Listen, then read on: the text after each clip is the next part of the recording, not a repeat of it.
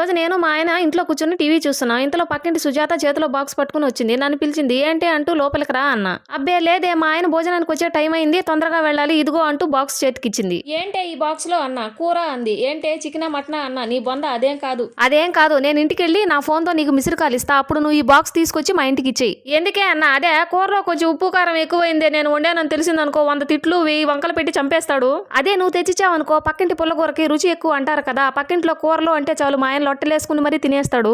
అదేంటో నా చేత్తో కూరగాయలు కోసి నా చేత్తో ఉప్పు కారం మసాలాలు అన్ని వేసి దాంతో పాటు ప్రేమగా చేస్తే కొంచెం కారం ఎక్కువైనా నచ్చదు. కూర పక్కింటిది అని ఒక్క మాట చెప్తే చాలు, కూర నుంచి వస్తుందో పక్కింటిది అన్న మాటలో వస్తుందో తెలియదు కానీ రుచి ఇష్టంగా తినేస్తారు. మళ్ళీ ఉచితంగా సలహాలు కూడా ఇస్తారు. చూసి నేర్చుకో, ఎంత కమ్మగా ఉందో. నువ్వు చేస్తావు, ఉప్పు ఉంటే కారం ఉండదు, కారం ఉంటే ఉప్పు ఉండదు అంటాడు. అప్పుడు నాకు అనిపిస్తుంది బాగా అట్లకాడ కాల్చి మూతి మీద పెడదామని. ఇంకోసారి మారు మాట్లాడకుండా తింటాడు అంది. సరే నేను మా ఆయన వచ్చే టైం అయింది, వెళ్తాను, నేను ఫోన్ చేస్తాను, కూర తెచ్చిచ్చి అంది. వీడియో నచ్చి